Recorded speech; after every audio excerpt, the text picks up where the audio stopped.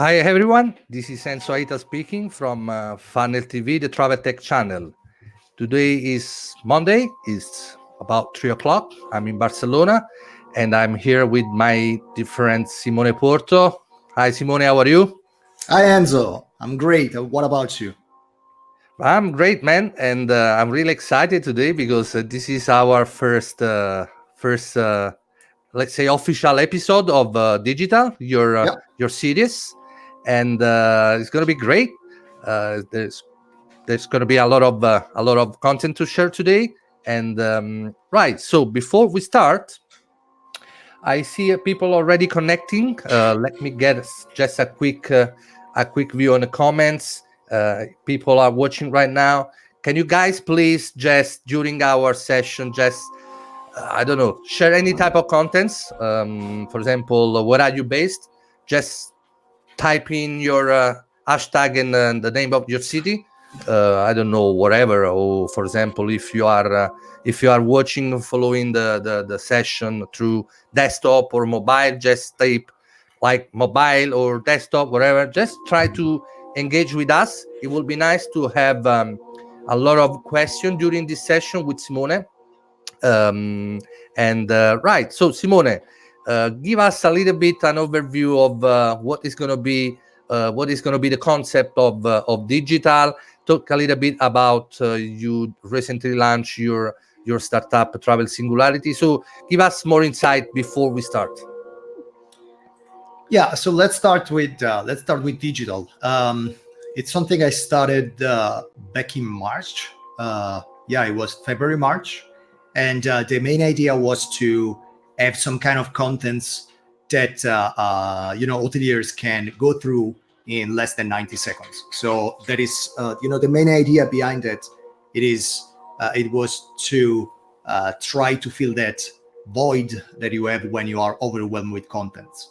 So the idea was always keep it short, 10 travel news, no comments, no interpretation of the news, just the headlines, and that's pretty much it. When we started talking about that, because as I told you last time, to me, doing this on video is the natural evolution of digital. Because what I used to have every time I publish my digital newsletter every Friday, is people calling me or sending me messages trying to understand better what any of this news will mean for the industry. So again, it's you got a lot of this almost organic um, kind of discussions that arise from this news, and so the idea behind doing this on video is basically to expand a little more the only the titles and just get a little more into what any of this news will mean for the industry, where will be the industry in a few years, etc., etc. So again, it's just I like to think about this show that we're launching today. I like to think about it as some kind of digital, but on steroids. That's fantastic. And we are also going to meet in London soon. Simone will travel market, right? Yeah, yeah. I will be there. I will get to London on the 4th, so I will not be there the first day, but I will get to London on I will be there with you from the 5th, early in the morning. So we have some live session we are going to run from World Travel Market, guys. Soon we will share more about that. So dates, time, with which guest and company we are going to share some live video. And right. So I will say now we can start, Simone. Yeah. But before start, we will launch your tithe. Just a second, and we come back.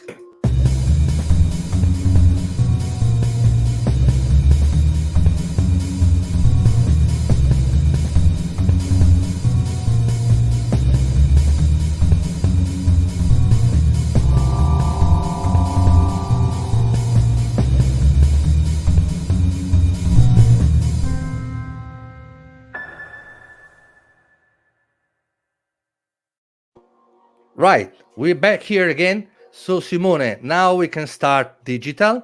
I'm going to give you all the space of the screen. I'll remove my webcam and you can share the screen and already start to talk about the 10 hot topics of the week. Yeah. So you should be able to, here it is. So here is the screen. So the idea is, as I told you, digital is something I usually publish every Friday, and that to me that's a perfect day to kind of sum up what happened during the week. So if you followed my previous digital publications, you will see that every Friday morning I publish these 10 news on travel tech. Now, what I wanted to do today was more to go over what happened in October. So this will be like a monthly edition of digital, if you will. And but starting from Friday, we will start with the normal weekly news digital. But today it's a little more, So- just Yeah. Sorry if I interrupt you. So basically, you say that today we do a recap of the last months in October, right? And then Yeah. from Friday, we will start to do this every Friday. I will say, as we told, we will do this early in the morning, like 10, 11 in the morning, something like that. And then we will stick on this series every Friday, right? That is correct. So this one is Perfect. just to make people a little more comfortable with the format. For the readers that never heard of digital before, they can understand the concept a little better. And again, the idea is we go over the news, we discuss the news. If there's any question, you can write directly to Enzo. You will filter down for me, and I can answer in real time if you got any doubts or any question about the news. Yeah, sure. Let me highlight this aspect again, guys. This is completely a different way to communicate and distribute our contents. It's not a video recorded. It's not a publish and writing article, guys. This is live. Of course, after the live, you can access to the video again and again as you like, because it's gonna stay on the feed of the LinkedIn, Facebook, where we are simultaneously broadcasting. I will upload those videos soon also on the website www.funneltv.tech.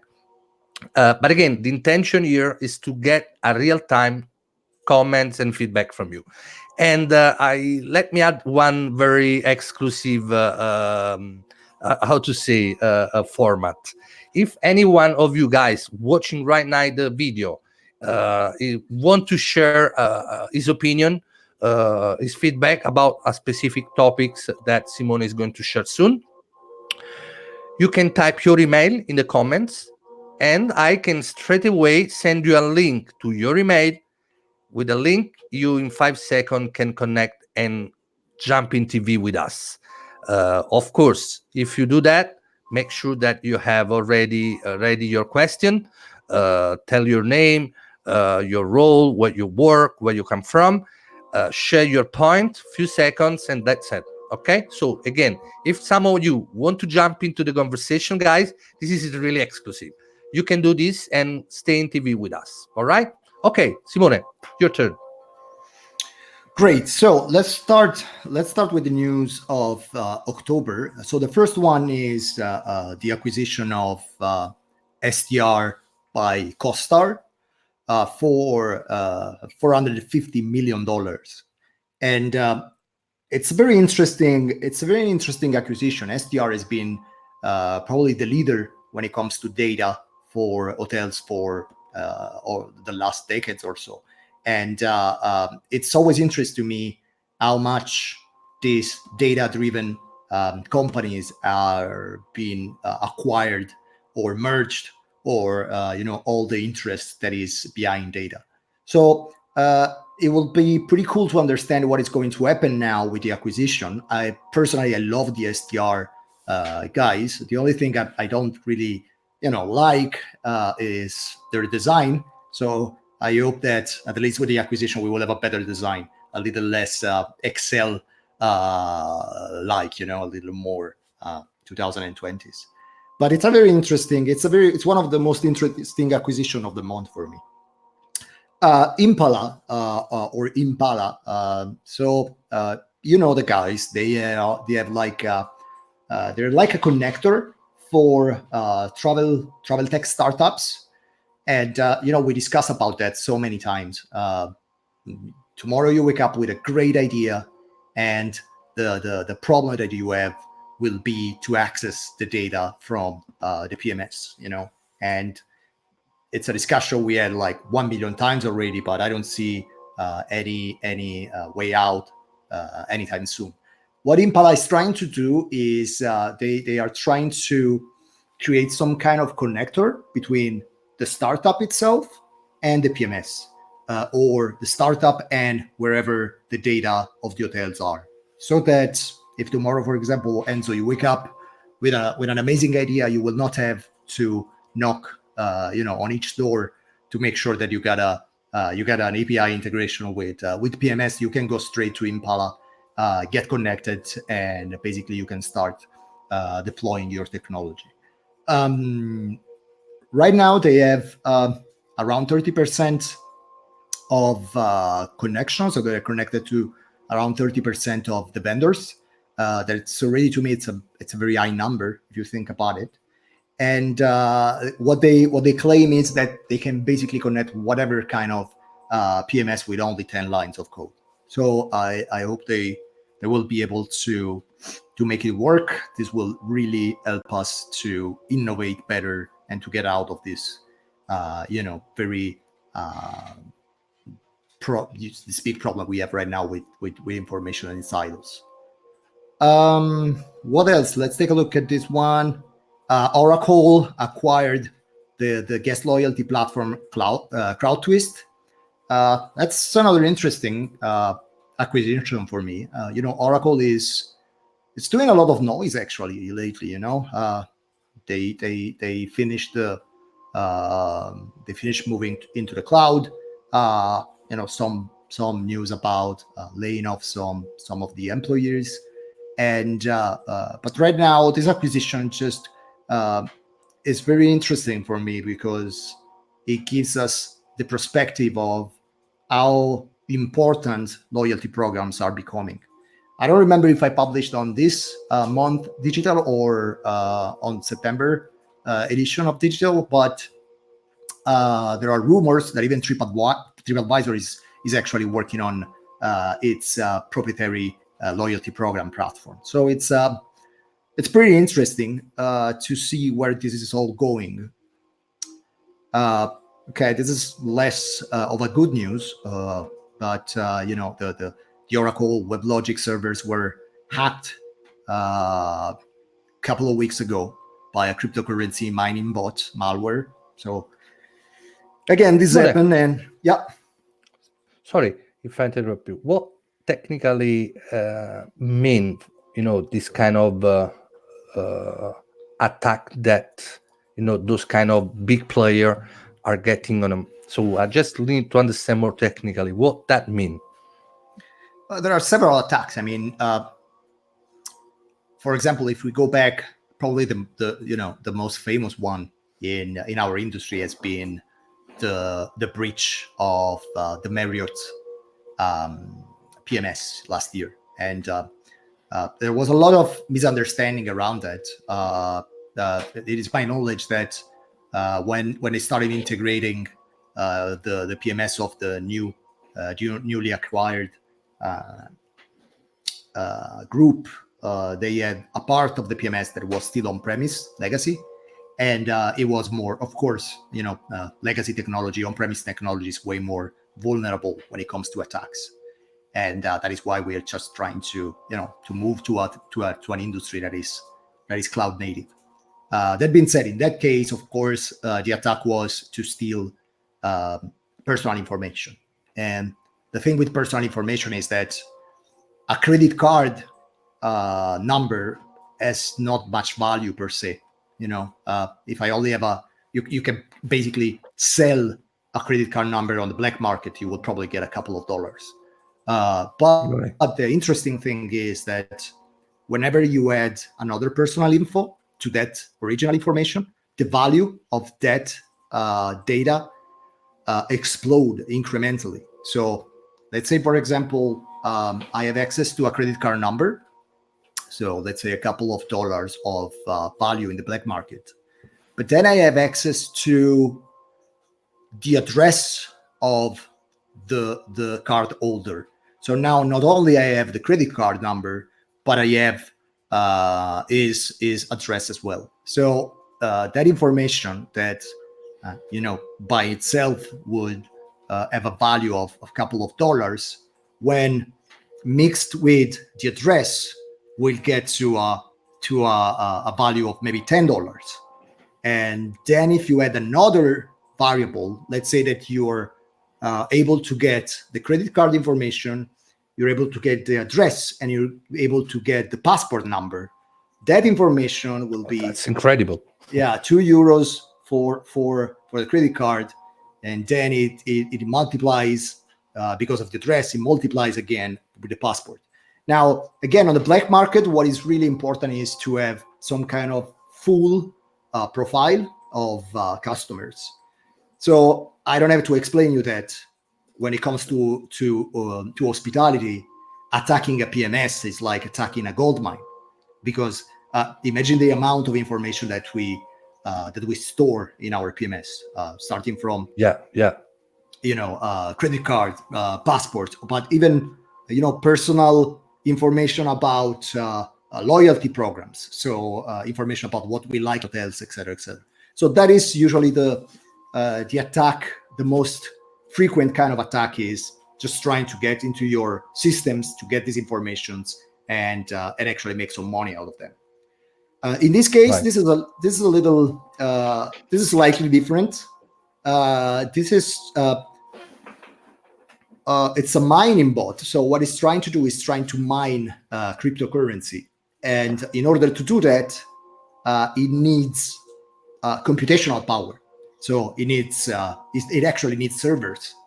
It's the amount of power required to mine a blockchain today is way higher than it used to be 5 years ago. So either you have very strong infrastructures, or you can try to attack external servers. So in this case, actually, the goal was not to get to the information, but the goal was to get to the computational power of Oracle in order to mine cryptocurrency. So this is a little less frequent, but it's an interesting hack. So Dino Hotelier, pay attention. That's the message we want to push in general anyway. Those, when you choose your technology provider, guys. Well, Oracle is supposed to be one of the biggest players in the market, right? Yeah, totally. But again, it's first of all, let's start by saying that attacks are unavoidable. There's no such thing as a 100% safe technology. It's just it doesn't exist. Okay. So what you can do some kind of damage control, if you will. So when you're choosing your tech stack, make sure that at least it follows some basic guidelines, being written in with a microservice architecture and cloud native. So never a kind of technology that was never deployed on the on-premise and legacy systems. And that is already giving you an advantage. If you think about it, the Marriott hack was because part of the PMS was still on legacy. So actually was like the weakest link of the chain was the on-premise part of the PMS. So again, it can happen. But in this case, that's kind of answer your question. But in this case, what they were trying to do was not to get to the guest information, because it would have been probably more complicated.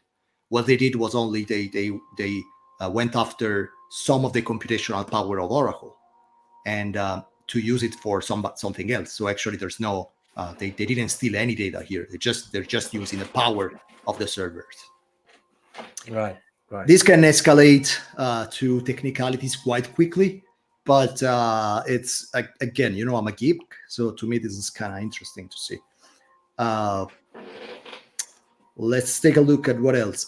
So we got I got Secret Escapes. I see there. Yeah, Secret Escapes has been acquired, another acquisition. Secret Escape acquired for an undisclosed amount Late Rooms. So Late Rooms was struggling for a while now, and there are no the terms of the acquisition are still undisclosed. My guess is that they didn't pay much for Late Rooms. The information per se they disappear. But again, I remember. The information per se is not that interesting. What is interesting is the fact that a lot of these players are either disappearing, going on bankruptcy, or just being acquired and merged into other companies. And and we don't even. I think our reaction when this happens is so mild now. You remember when Verity was acquired by Expedia, right? And when that happened, I remember that was actually a big thing. I knew a lot of people working in Verity. You knew a lot of people working in Verity, and it was a big thing. Now you are so used to big players acquiring small players, and again, Late Rooms wasn't that small, at least at the beginning. That we're kind of used to that, but it says a lot about the state of the industry, and it says a lot about the future of online distribution channels anyway.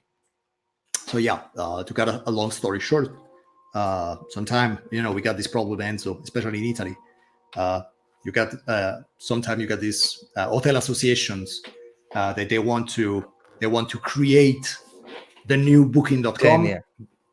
Yeah, genius, really. Guys, another OTA. That's what we were looking for, right? Yeah, that is really not the way we're going with the industry. Just think again, right. And just maybe give us a call and we will answer a few questions for you.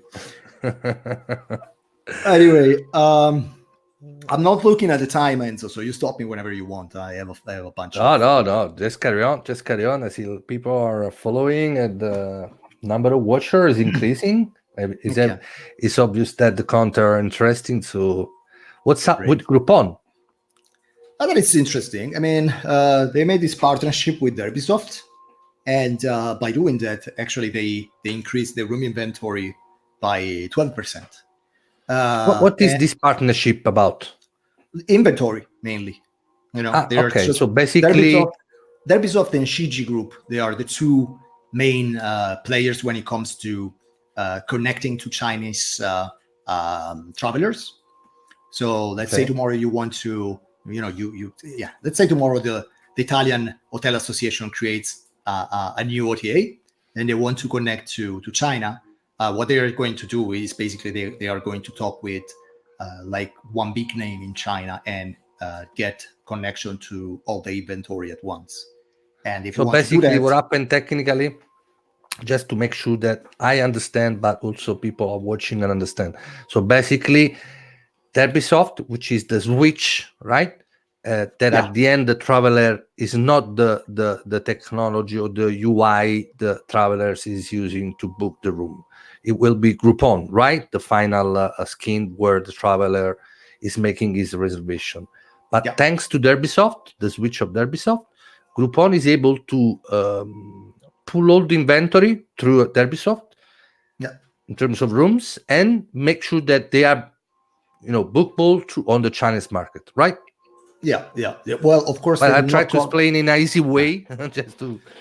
They do not cover only Chinese market, of course, but it's again, if you want to be connected with Chinese markets and you want to do it fast, either you go with Derbysoft or you go with Shiji Groups. There are no many other options here. It will be interesting to see what they do with that. Chinese customers, Chinese travelers are pretty sensible to rates. And that is why, for example, whenever you open a Booking.com and extranet, Booking will push you to create a Chinese special offer or something. And so I think that's a pretty smart move. Understanding the core business and the values of Groupon, that could be a very interesting move. Let's see how it goes. What else? Again, another news about loyalty programs. You have like an average, and I have an average of 1-2 of these loyalty programs news every month. So again, it's a big topic, of course. And Intercontinental partnered with Mr. and Mrs. Smith, and they create this shared loyalty program. So basically, starting from next year, if you are a member of IHG, you will be able to redeem and earn extra points even when you sleep at selected Mr. and Mrs. Smith properties. And I love Mr. and Mrs. Smith. It's just they were able to get into a niche of hotels, and they kept with their identity, and they're still here. Now it's maybe there will be some kind of dilution and cannibalization by other OTAs, but they're still in business, so that's already good news. Interesting, very this didn't have much coverage actually, but so I don't even know if you know about that, but in Australia, Facebook started testing hidden likes. So one of the problems, this is not 100% travel related, but it's interesting to understand if this is the direction that social media are going to take in the future. And one of the problem with social pressure, for example, is all these kids trying to reach as many likes as possible, and it creates a lot of problems. We can see it in business as well. Just think about how many times you heard hoteliers just looking for vanity metrics like this. I want to have like 1 million fans on Instagram. That is completely meaningless metrics anyway, from a marketing perspective. So Facebook is testing this new feature that will hide the contents in Facebook. It will hide, the likes. So let's say if you get a post and this post has 1 million likes, this post will be only shown but without the number of likes. Now, I think getting rid of some vanity metrics could be a very good thing for the industry. Especially, it will be a very good thing for me. So hoteliers will not ask me the same question over and over again.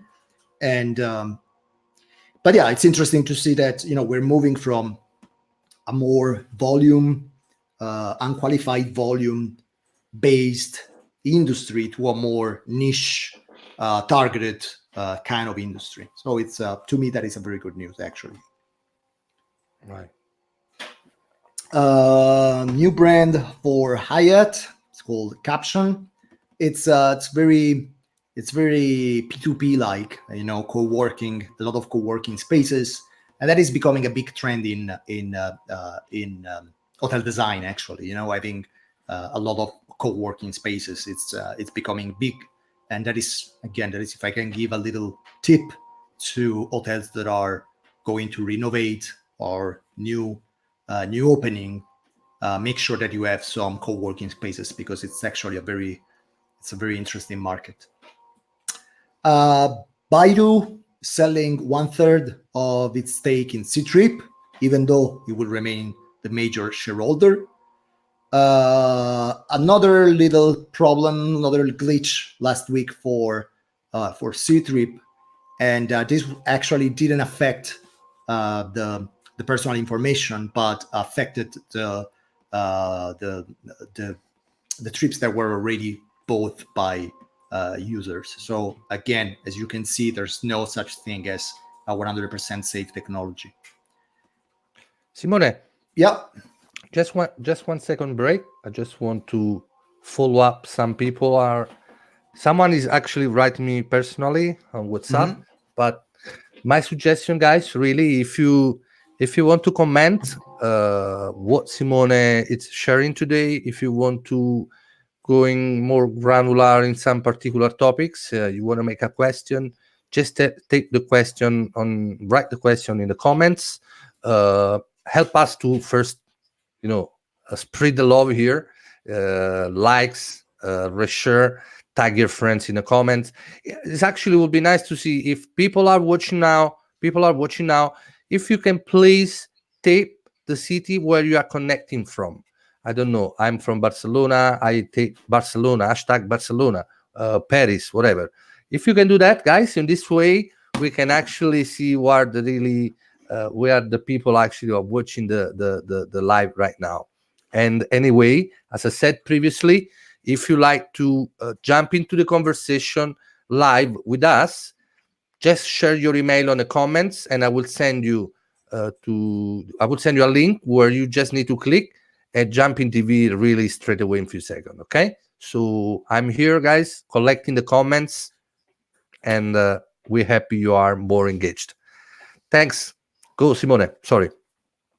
No problem. So yeah, I see that I'm receiving a few WhatsApp messages myself. So yeah, it would be great to have everything like on the same platform. Anyway, Airbnb IPO probably will not be that soon as we expected. There have been rumors for a while now about the Airbnb IPO, and the original date was somewhere in 2019. This is probably going to be somewhere in 2020. Realistically, I think that could be 2021 as well. So let's see what happens. The main problem is we had this like 1 million times with companies doing IPOs is sometime with more pressure by investors, you can actually lose part of your DNA. And we saw it happening with TripAdvisor, and so with Airbnb, that has always been a very I would say customer-centric company, if you will. I'm quite worried that an IPO could actually change that. I mean, already over the last few months, over the last year, I would say Airbnb started slightly changing its model. So it will be interesting to see what is going to happen after the IPO. Okay. This is kind of 4 times, and I think I published this news a couple of times because there are a lot of companies pulling out from the Libra project, the Facebook Libra cryptocurrency. PayPal, yeah, I heard about it. Yeah, PayPal left the project, and so again, Master, you will see on another digital, but Mastercard and Visa actually did the same, and so this cast a strange shadow on the future of the cryptocurrency. So we will see what is going to happen. If I remember correctly, this should be somewhere around Q1 2020. The introduction of Facebook Libra. So, but without the backup of people like Mastercard, Visa, and PayPal, that could be a little harder for Facebook to maintain the date. So let's see. Sure. This is more technical news, and again, it says a lot about how Google is going to dominate the travel market, and that is. It looks like a very small technical detail, but it's all part of the same plan. The travel listings for hotels in Google Travel are now 3 times as big. So that means that the actual user experience is way better, is smoother, and etc. And so, if you want my 2 cents, if I can give you a heads up, just take a look at what Google is doing, because 2020 will be pretty interesting for them, especially in our industry. It's unbelievable how that changed, right? Because I remember when we were working on meta search platform. You remember, Simone? And at that time, well, talking about maybe 10 years ago when that started, Yeah. the only channel was actually producing was TripAdvisor, right? And that time Trivago was starting to jump into this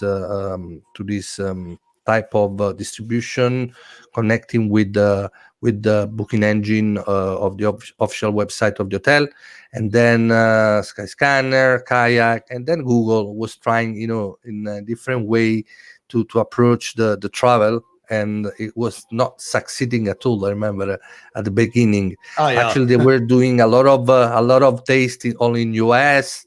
They were changing the UI Sure. experience, the functionality, the product, and so through those 10 years, more or less, I've Yeah. seen this changing step and approach of Google, and now actually is the only one, at least coming from some hotels property that I know, is actually working on meta search, but the only channel is producing is Google. So that's great. Yeah, that is. I don't know if that's great, but of course it's super interesting. I mean, I think the one that got it right at the beginning was not even TripAdvisor, because I don't know if you remember, but when we were working on pre-Meta IO integration of TripAdvisor, they didn't even have the rates in the core page. So basically, if you wanted to Yeah. advertise on TripAdvisor, you had pop-ups, or even worse, pop-unders based on the CPC you were spending. So, and I remember that because every time I was working for a hotel, when I turned my laptop off at the end of my shift, I could see like 20, 25 different pop-ups and pop-unders, and that were all from TripAdvisor. So, I mean, at some point they got it right. Trivago to me was probably the first one to make it right in terms of user experience. It was a great experience buying on Trivago, and they just lost focus. That's the thing. There are one part is pretty much I would say it's Darwinian, and Google gave us so many hints over the years that they were going to be big in travel. I think that we just didn't listen, or we didn't want to listen. But if you think about, I have a module somewhere, about Google, about a micro history of Google in travel. That could be an interesting topic for a 20-minute session sometime. But if you take a look at what they did over the years, with Google Maps, with Google Translate, universal search, all these things, if you watch them in retrospect, they gave us a clear hint of where the industry was going. So again, I was reading a report by our friends at Mirai, and apparently 64% of market share in meta search engines is now Google's. And I have some other data from Apps Hotel that are very similar. But I have some other data from other meta search manager, channel manager, and the data are very, very similar. Right now, what I can tell you for sure is that no matter the data, at least 50% of market share in meta search for hotels is Google. So it's and even in terms of conversion, it's they did an amazing job. And again, take a look at 2020, because they're testing a lot of things. What I always suggest is just take a look at what Google is doing by testing from different IPs or different devices. You can download a VPN and make some tests, and you will see that they are A/B testing a lot with Book on Google. There was a big A/B testing in the US as back as 2016, but now it's becoming big. So 2020 again, I expect to see another step to the travel domination by Google. Is there a Yep. way, Simone, really quickly, if you can open a tab and show us exactly how that works on Google from the traveler point of view, how it looks like? Do you think it's possible? Well, I can do better than that. Actually, I recorded my screen making a few tests. So just give me 1 second. Let me find it, and I'm going to show you something that could be interesting. This way, I like, in this way we can show visually, the practice. Yeah. That's what, Funnel TV is there. It's sharing interesting topics and try to share, some interesting best practice. So in this way, hoteliers may understand more about new opportunity out there for their distribution. Yeah, right. I know that you have this expertise, Simone. You've been working with the Mirai and Azotel, right? Are the two main platforms to connect with those functionality. Yeah, I've been working with a lot of them actually. But at Sotel, we'll be working together. I think we started working together a couple of years ago, something like that.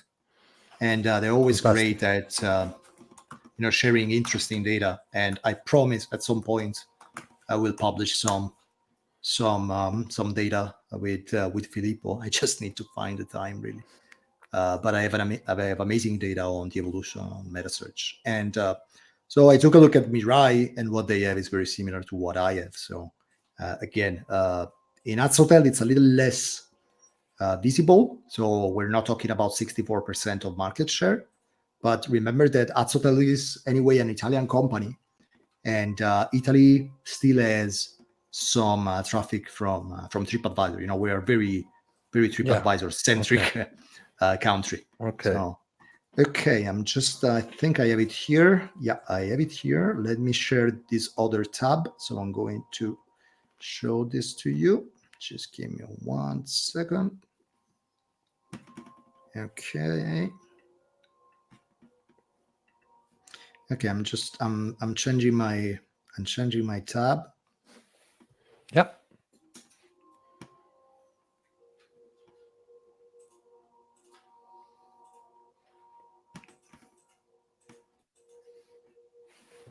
Okay, you should be able to see a YouTube page, right? Yeah. Okay, let me put it in full screen. So that is how it works. Actually, let's try to make a test booking. So what I did, for example, Can you enlarge the screen a little bit? Yeah, sure. Let me zoom in a little. Tell me if this is better now. I think so, yeah. Okay. So let's try to, for example, what I'm doing is I'm typing hotels in Malaga. And you see, I start having this meta search section directly in the SERP. Sometimes if you go from some IPs, that will even be shown before paid ads. So, I mean, they gave a very important spot in the SERP. Now, this is where things become interesting. Now, sometimes I see hotels that they don't even know what this is all about. But actually, if you go to google.com/travel, you will see some kind of, I call it booking.com on steroids, because you have pretty much all the information you need. And you see, for example, just go back for a second here. So let's say I go here, I can have all the photos, I can have all the descriptions, and they are all in the same design, so it's very easy for the user to look at that. That's pretty interesting. That's you see you got this 3.7. So this 3.7 is not actually the score of the hotel. This is a location score. So this is something that is unique to Google, and Google gives it says, for example, this is 3.7 because it's great for proximity to things to do, and it gives a 3.8. Or is it close to subway stations, for example, and it gives a 3.8. But it's not great for airport access. So probably, and this is quite typical because probably it's on the center of Malaga. So it creates a location score based on these three different variables. That is actually quite democratic to me because imagine that you have a so-and-so hotel, but it's very close to the Good airport. location. Yeah, so you will not have like the location score will not be great for maybe things to do or historical center, but you will have like a very good rating for proximity to the airport. This is where I think we underestimated Google because right now what I can do is I can go directly on Google Travel and I can read the reviews. Now, the thing is that I'm not only able to read Google's reviews, but I'm actually able to read the aggregated reviews of TripAdvisor, Booking, Expedia, etc. So let's say that I'm a loyal Booking.com customer, for example.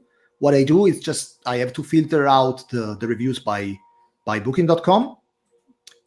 Same for TripAdvisor. You see, I can have all the contents without even, and just take a look at the URL. You're actually never leaving Google. Fantastic. And so you see Expedia, or you want to go with Google. That anyway, it's the first meta search when it comes to reviews. Anyway, now here is where things become interesting because. And this is where probably you will not always see the same thing. And this is where Google is testing a lot. Now, let's say that I click on an OTA here. You see that there is more friction in the booking. So you need to wait for the page to load. Then you need to start over again. So basically, you need to choose the room. And you already have all this information because you looked at this information directly on Google. You see. So take a look. It's quite frustrating experience. Moving to Google, from Google to Booking.com or to whatever other OTA is quite a frustrating experience. Now let's try to go back and let's try to book this room in a slightly different way. So I go down. This is called room booking module. You will see it from time to time. Module. Yeah, you will see it from time to time. It's very A/B tests. What you do here, you click directly on the photo. So again, you are not leaving Google. This is connected with my Gmail account, so it already has the information about my credit card and my Google Wallet. So the only thing I need to do here is to confirm my CVC, and that's done. Okay. Fantastic. So as you can see, this is a very quick way to actually book. Google is going to be big on this next year. So Book on Google will probably be the feature they will focus the most on. And again, it's pretty interesting to see what kind of tests they're running. So again, if I can give you an advice, just take a good VPN, try to make some different tests from different devices, and you will see a lot of different things. Okay. All right, cool. So does it answer your question, Enzo? Yeah. I mean, I was already watching this functionality sometime. I was not clear 100%, but it was good to share anyway the way it looks like in front of people now watching the session. What I can do for you, if you want, if you think that could be interesting for the audience, I can share with you the link to this video. You can put in the comments, or you can share it with me, and then I will share this on the comments of this session. Right. Great. So if you want to have some more information about that, you can get back to this video. Okay, you have it right now. Or in a worst case, guys, you can get in touch with me or Simone through LinkedIn easily. I mean, just send us a quick text on a message. Sure. Right. Let's move on to the next. Booking.com. Yeah. What's going on? So flights. This is the first standalone flight booking system, and so there was a lot of noise around that, of course. Again, why I want to specify that this is the first standalone flight booking system of Booking.com, because actually Booking.com already has a flight booking system. That's Kayak. and they'll be selling flights for years. But right now, what you can do is actually you can buy flights directly on Booking.com. The system is already available in Italy, so if you're listening from Italy, you can check Germany, Spain, UK, Ireland, Austria, Belgium, and the Netherlands. And I'm pretty sure this will be rolled out to other markets very soon. Okay. It's interesting that for this kind of test, they're not using the US, but they're using Europe. So that will be interesting to see. Sometime we start first, right? Well, if you think about it, Booking.com is bigger in Europe anyway, so it's I mean, it makes sense. But it's kind of rare to have a beta test in Europe before the US. So Sure. It's okay. So another thing they announced the launch of a new business department for short-term rental. Again, this is probably becoming the main market for Booking.com. TripAdvisor made a few new feature last month. One is called TripAdvisor Connect, and basically what you can do with that, you can reach potential customers outside of the TripAdvisor app, so it's kind of interesting in theory. I didn't have the time to test it yet, but apparently, it's quite interesting that TripAdvisor is creating this kind of cross platform kind of advertisement strategy. So it's becoming less self-referral, if you want. I mean, Right. I doesn't seem, but this is only me. So that's only my opinion. But I don't think it fits with the rest of their strategy, because what they're trying to do with this new social media based kind of feed approach is they are moving to a more like a community kind of platform. So I don't understand exactly how this is going to help them reach that goal. But again, the thing that I'm seeing from TripAdvisor is a lot of different things, but some of these things seem to be completely disconnected from each other. This is one. The other one is probably it's on another digital, but they launched this new direct booking feature on sponsored placement. So again, it will be interesting to see where TripAdvisor is going. Again, it's Every 2 years is changing direction, strategy. I mean, they were so great and cool, and they are still. I mean, but I see that in the last few years they are changing a strategy. They are changing the approach. They want to become a social. They now become again a directory. So really, it's a bit fun the way they are carry on. I don't know honestly if they have a long life, unless they are. This is the acquisition era. I think that this is the. I think this the end they have to expect soon. Probably. The thing is that, look, let's be honest. TripAdvisor problem started with Trip Connect and instant booking, right? So Yeah. and you know better than anybody how much struggle and how much challenging it is to connect to booking engines and connect to channel managers.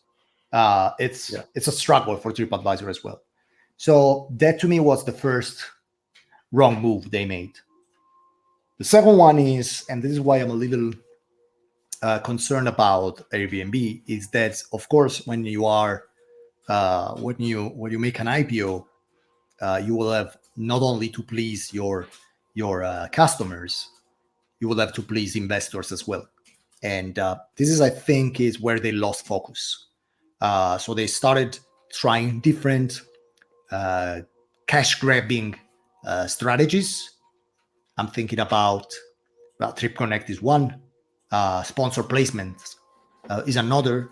Now the new version of sponsor placements with the ability to connect a direct booking link to the official website.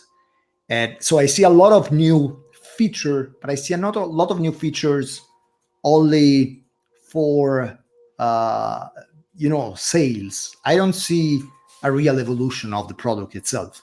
I mean, even the social media based, feed based system. At the end of the day, honestly, do you really see a difference from the previous version and this one? Because in terms of pure experience, it doesn't really change much to me.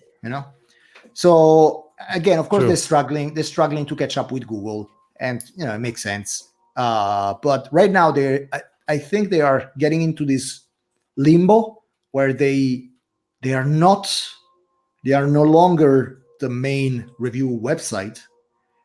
They are not the main meta search, and they are far from being the most used travel application. So I don't have much faith in the future of TripAdvisor. And honestly, I don't even have much faith that it will be acquired. I mean, because why, let's say you're Google, right? Why would you acquire TripAdvisor? What is that TripAdvisor can give you that you don't already have? I mean, you're anyway number one when it comes to reviews. Contents. Review Pro published an interesting infographic the other day. I think they got like 60% of the reviews are now on natively on Google. So that is already in terms of volume, Google has more volume than TripAdvisor. In terms of in a review. Yeah, I'm talking in review. I have it here somewhere. Just let me take a look at that. Yeah, here it is.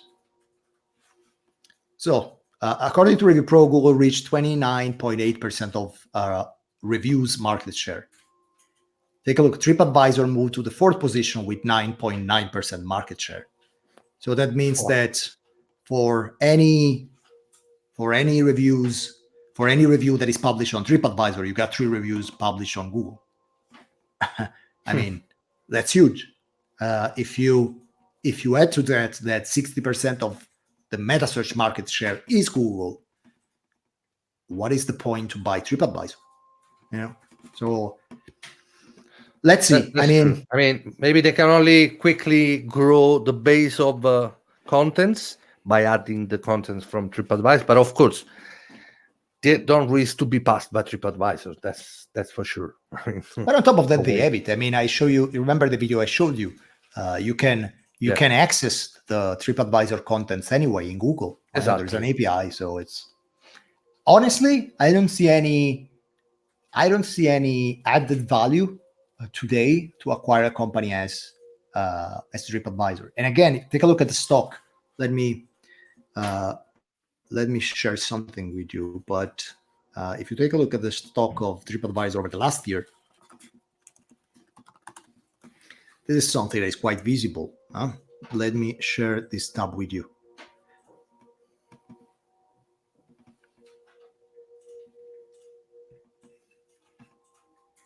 Okay, so this one. Tell me when you can see it. Yeah. So this is the stock of TripAdvisor over the last 12 months.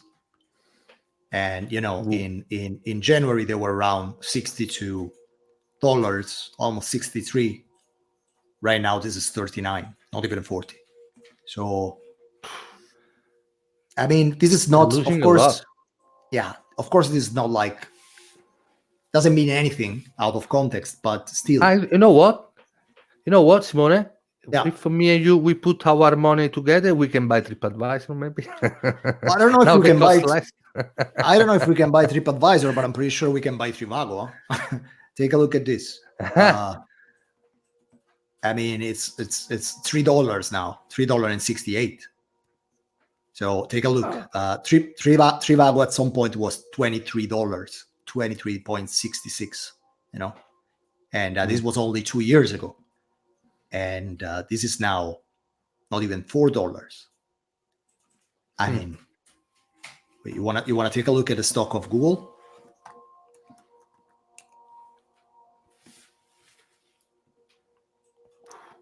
Yeah, that's kind of another story, no? Yeah, the wave is going in another direction completely. Take a look. One stock is $1,284. So, Well, one stock me, one stock you. We can share. Yeah, I mean, or we can give like one stock to every to all the people that are watching Funnel You know TV. what? You know what, Simone? You know what? Yeah.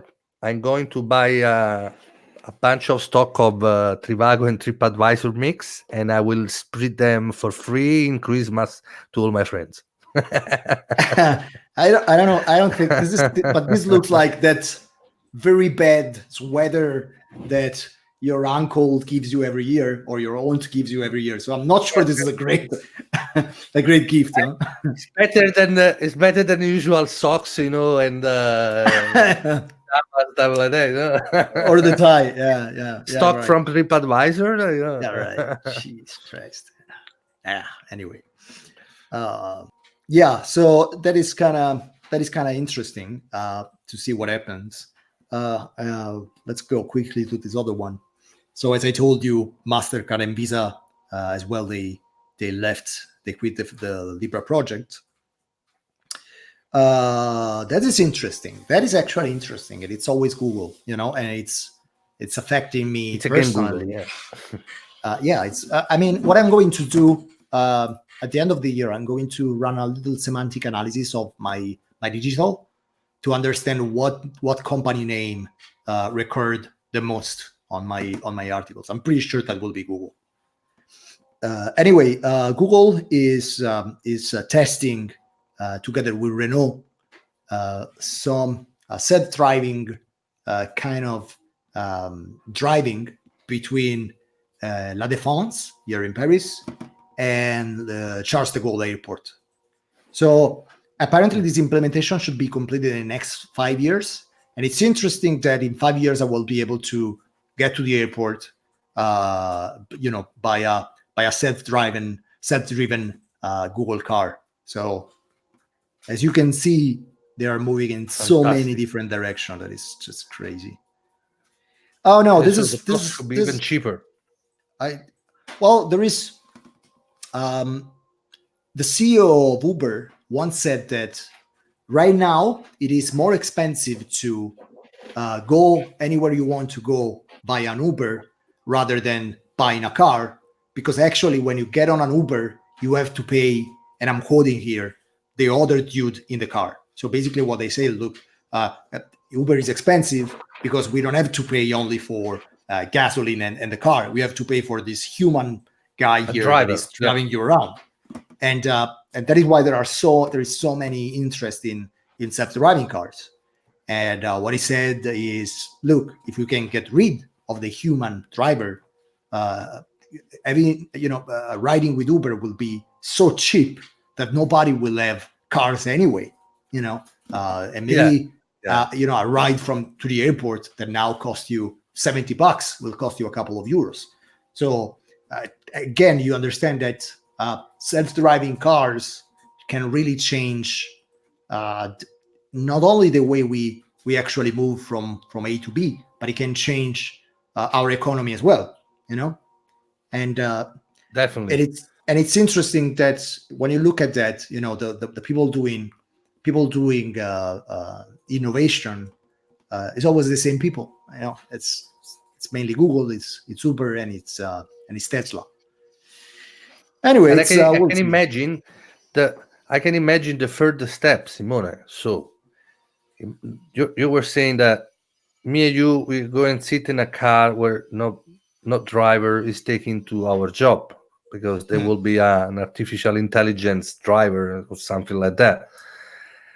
So I'm even imagine now, if me and you, we are not going to work, but our clone goes to the car with no driver, the escalation is gonna be crazy. So we are sitting at home, someone like, I know, our clone is going to work in a car without a driver. Wow. Well, there is when I launched this new consulting firm, and I told you the main idea behind the firm is to make sure that hoteliers they understand better how to use technology, right?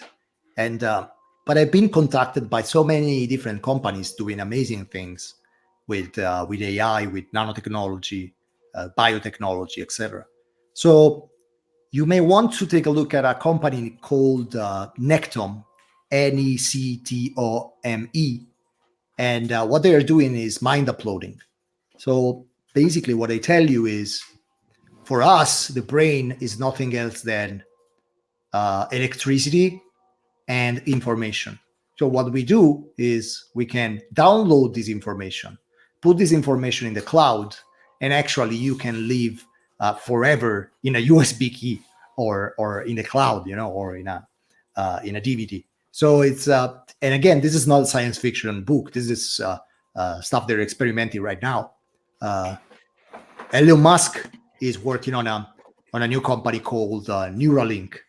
There's a very interesting video on YouTube. It's like 18 minutes long, so it's kind of long, but he will explain where we are with that. And 2020, so next year, a few months, Elon Musk is starting experimentation on humans for brain activated computers. And of course, this will start with people with disabilities, quadriplegics, or people with Parkinson or with Alzheimer. But the implications are so crazy that, and again, we are both movie freaks. Just remember all the science fiction movies we watched in the 80s, and everything is actually happening right now. It's coming now. Yeah, it's coming now. Yeah, it's true. The technology, even from 70s. Technologies. The problem we have with technology is that we think that technology is linear. We think that, okay, we got some technology today, we got some technology tomorrow, a little more technology the day after tomorrow, etc., etc. But actually, that is not really the case. If you take a look at the last 3,000 years of history, for pretty much all these years, we had pretty much the same level of technology. Everything started to change in the 20th century. And the thing is that this is something that is called in tech, this is called the Moore law, the law of Moore. And it says that every 2 years, the computational power of machines double. So that, let's say if you buy an iPhone today, in 2 years, that iPhone will have twice the power of the original one. So as you can see, this is not linear. This is exponential. So there is one moment where technology is not going like this, technology is going like this. And that is why you're seeing all these new things coming out, in a very short period of time. Look, never forget, first iPhone was 2007. Now, can you remember your life before an iPhone? I start having issues to remember that. It's true. This is for you, Enzo, because I'm sure, I'm sure this will set the new, because it set in me.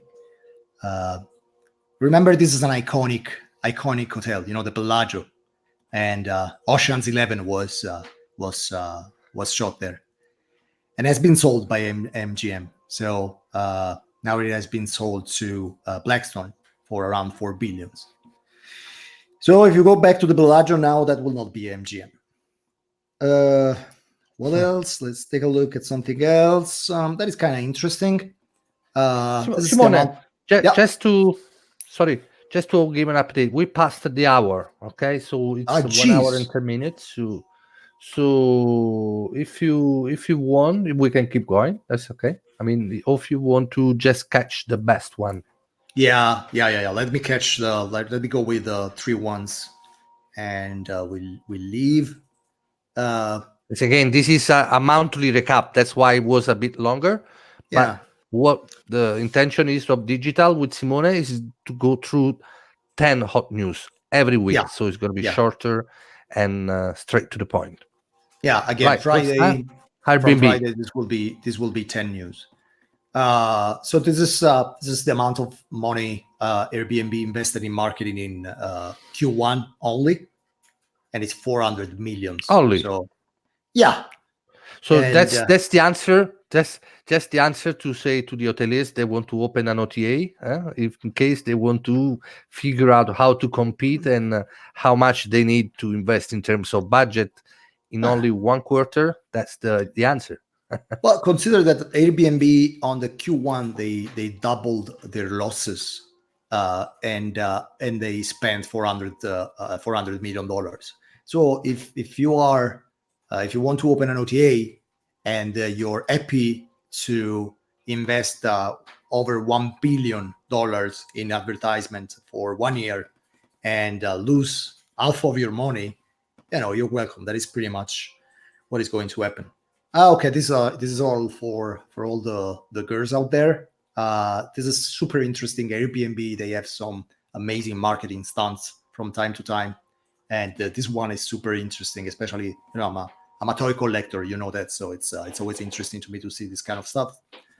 You can actually go on Airbnb and you can rent the Malibu dream house of Barbie, and the host will be Barbie herself. It's pretty interesting marketing stunt. I think I will leave you with these two. The first one is last Wednesday, Google announced that they made a huge breakthrough in quantum computing. Now, this is probably science fiction for a lot of people, so I'm not going to be technical about it. I mean, if you want to ask a question, you can drop me an email. I will be more than happy to answer. But just to make you understand, let me oversimplify that. When we have normal computers, they operate in terms of 1 and 0, right? It's binary code.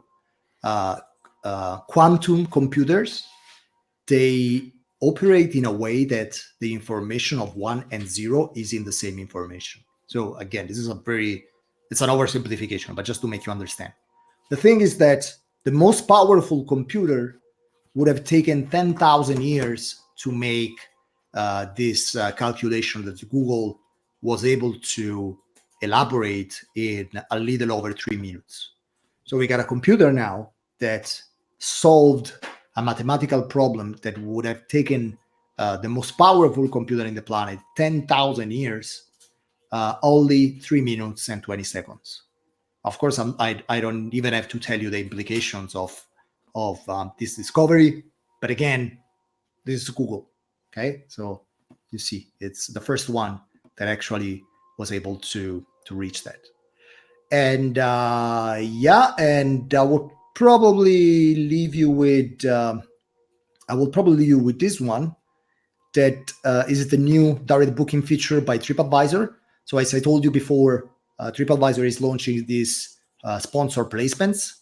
They're pretty much in terms of design, they're exactly like the ones you're used to now.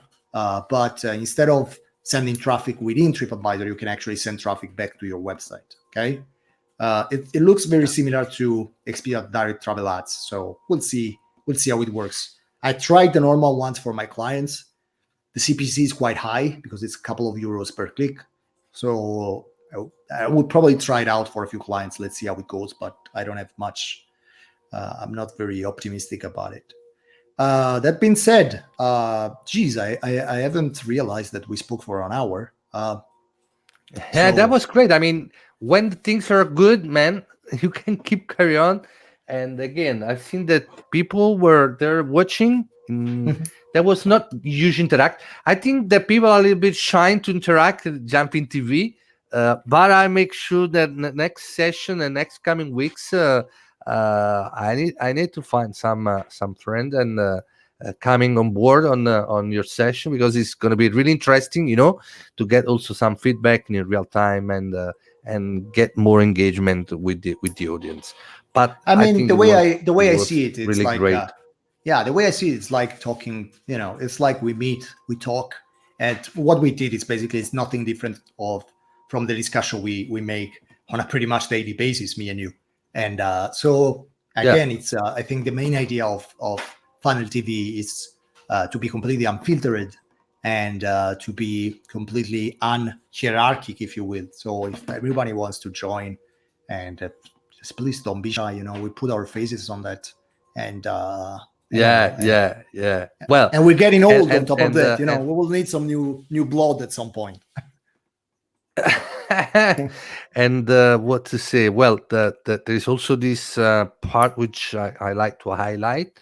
that we are broadcasting live in exclusive on LinkedIn, right? So this is not a functionality available to anyone. So I'm really glad for that. And right, so Simone, so what's going to be next? So we will connect again Friday, 10 o'clock a.m. Europe time, right? Yeah, we can do it. We can do it in the morning, or we can do it in the afternoon. Maybe we can check with the viewers when they prefer. And we go with. I think we can either go like early in the morning, like at some point, like I don't know, the first coffee break that you make when you get at the hotel. So let's say maybe 10:30, something like that. Or we can do it somewhere in the early afternoon, just like the last thing you do before you leave the office, and that will be the only 10 news. Of course, from now on, this will be only a recap of the week. And maybe what we can do, if this is interesting, we can add a monthly recap as well. So at the end of November, we can have like a more in-depth discussion like we had now. That I'm thinking this will be around 15 minutes every Friday, 15 to 20 minutes max. Yeah, perfect. All right, cool, Simone. It was great staying with you, and let's catch up in the next coming days so we can plan for Friday. And what should I say? The show must go on. Funnel TV. Thank you, guys. Bye. Ciao.